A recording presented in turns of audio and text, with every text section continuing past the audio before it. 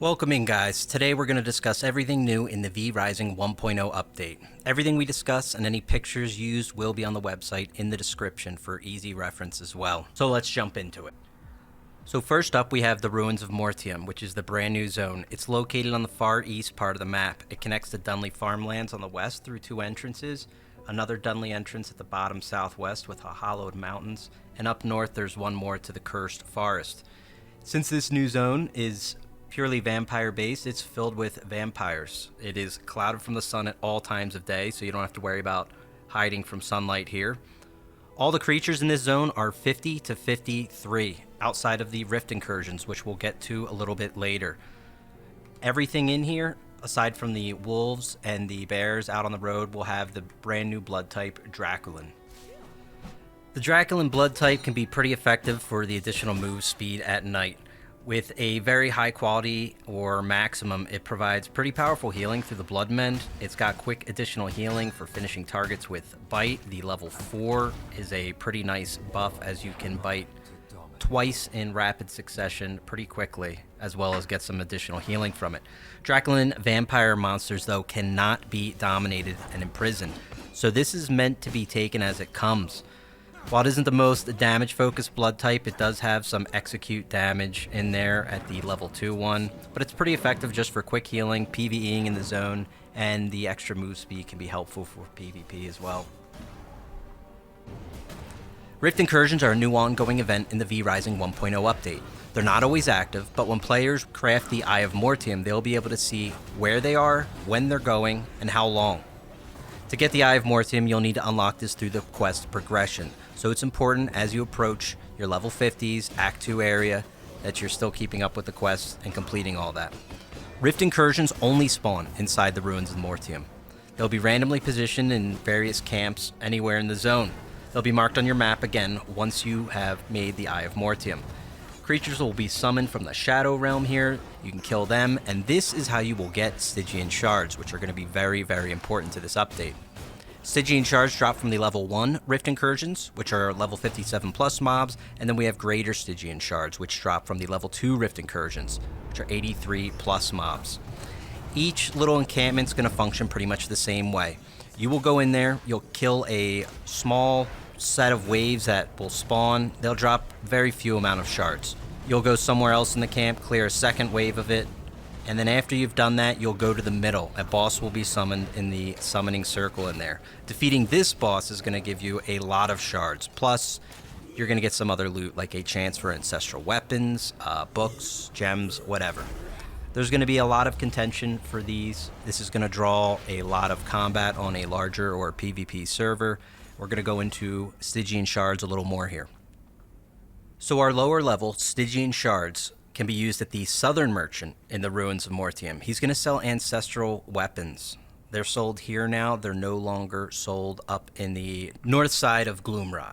That merchant now sells sanguine books and flawless gems. Additionally, we'll be able to unlock tier 1 passive abilities at the Altar of Stygian Awakening. These are going to cost 400 a pop. The tier 2 and the tier 3 will cost Greater Stygian Shards, 600 for tier 2, 1000 for tier 3. And lastly, they can be used at the Stygian Summoning Circle to create seeds, gems, scrolls, books. Greater Stygian Shards will also be used at the Stygian Summoning Circle for alchemy ingredients, flawless gems, or schematics. These uses are probably not your best uses of Stygian Shards at the Summoning Circle, unless you really have an overflow or you already have ancestral weapons. Next up, we have the Greater Stygian Shards. They can be used at the Northern Merchant in Ruins of Mortium. He's going to sell higher level ancestral weapons. These are going to be the best ones that you can get, and you can get some unique ones. We'll come back to. Additionally, Greater Stygian Shards will be used at the Jewel Crafting table, as they're going to be required to craft tier 4 Primal Jewels, which are pretty much your max level to boost and buff your spells. And before we move on, we're going to take a look at Dracula's Demise. This is another area that was added along with the whole Ruins of Mortium area. Lord Styx was moved here. It's a pretty small area, but this is where you can get bat hides and blood crystals. Towser the Winged Horrors flying above, but it's purely just for graphics. He's still in his same spot down in the mountains.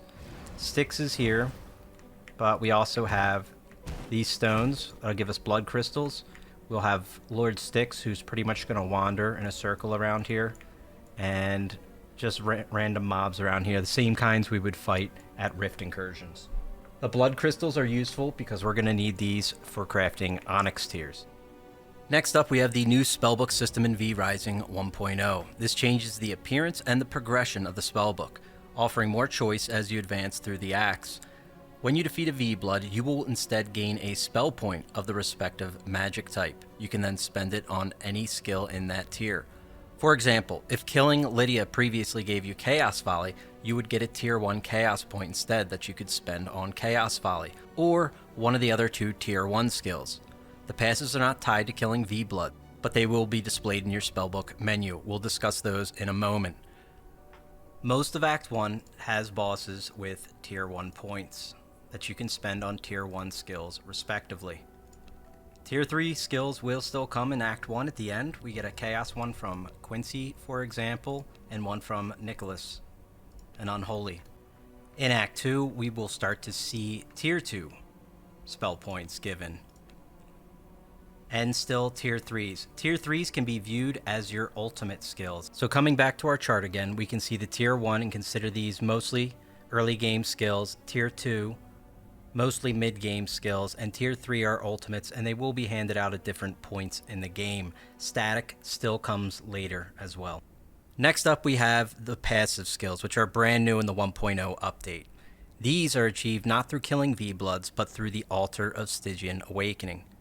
To unlock this, you have to kill Elena the Hollow. She's level 53 in the new zone, a roaming boss down south.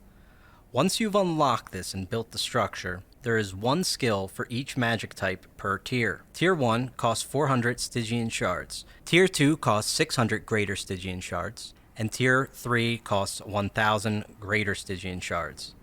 These passes apply at all times actively on your character, whether or not you have an active skill from that respective tree, making them quite powerful. Moving on, we have a couple new spells to add, Cold Snap being the first one in the Frost tree. And it's an effective counter that will instantly apply freeze for 3 seconds on a target. It's a new counter that's effective for opening up new combos and follow-up attacks. Next up, we have Ice Block, which was previously just a frost magic skill, but it has been moved into an ultimate and buffed on its healing, its shield block timing. Additionally, it has a large vortex effect as well.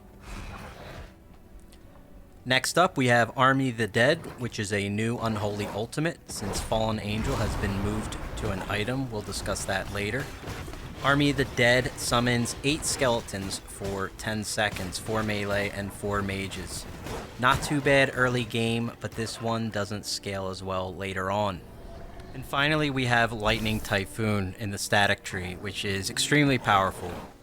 It gives 100% move speed, which fades off quickly, but it can also do 800 spell damage in an AoE for 3.5 seconds, while also shooting off sparks of lightning. Next up, we have 2 brand new weapons. We have the Longbow, which has been added, and you can get that pretty early on, around level 30. Longbow has the same range functionally as a crossbow. Fully charged shots take about the same. Difference is, the Longbow can penetrate multiple targets, up to 3. Each shot will deal 50% damage of the previous one though, so there's a hard fall off on it. Mechanically, it also has a focus mechanic. Focus can stack up to 3 times, lasts for 10 seconds, and focus is basically just going to enhance your skills. For multi-shot, it's going to give extra arrows to fire in front of you. For guided arrow, it's basically just going to increase the damage in bouncing back and forth through the target additional time. The Longbow is pretty effective at harassing at long ranges, and the Q is pretty quick and can fire right after a charged up attack. Also worth mentioning, the multi-shot can only hit one target with 1 arrow. You cannot stack arrows on a large target. Next up, we have the Whip, which is a new weapon that we get from Simon Belmont. He's about level 80, so he's going to be a tougher fight later in the game. It's a pretty unique weapon. It does bring your character to a full stop, but it is a melee with a deep reach to it. It's got 2 great skills in Aerial Whip Twirl and Entangling Whip.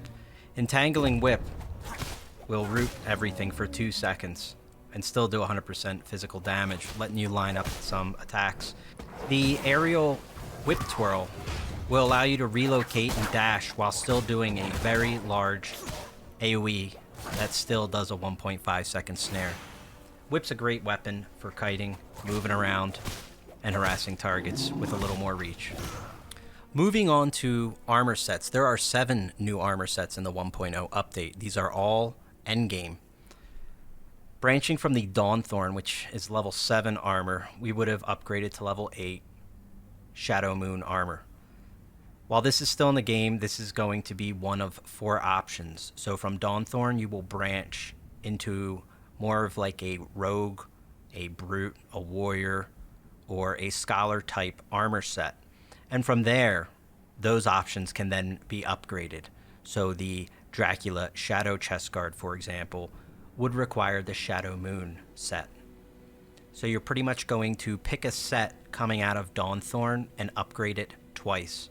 So it's a considerable investment that's going to take also some new equipment here on the tail end ones, which is Shadow Weave and Bat Leather, opened up on the new advanced refiners that we'll get to in a little bit. Real quick, I'm just going to take a look at the bosses. These are the new ones in the 1.0 update. First, we got Finn the Fisherman. He's going to unlock Fishing Pole as well as giving us an early level 1 Frost Point, which could be nice for building a Frost combo. After that, we have at level 53, General Elena. This is how we're going to get the Stygian Awakening, which is going to be very important. Frost Point 2 as well. Cassius the Betrayer will be our next one. That's going to bring us Stygian Summoning Circle. Also Vampiric Brew. Brand new potion gives us Spell Leech by 10% and increasing blood type efficiency by 5% for 60 minutes. This is actually very, very useful. Very easy to make too. And these last 60 minutes. So, worth looking at. Next up we have Simon Belmont, the Vampire Hunter. Alright, he's up here. There's question marks on his level, but he is right between the 77 and 83 guys, so let's say about 80. But that's how we're going to get Whip unlocked. After we have General Valencia, who is a new one as well. This is how we'll get Shadow Weave, also Primal Jewels.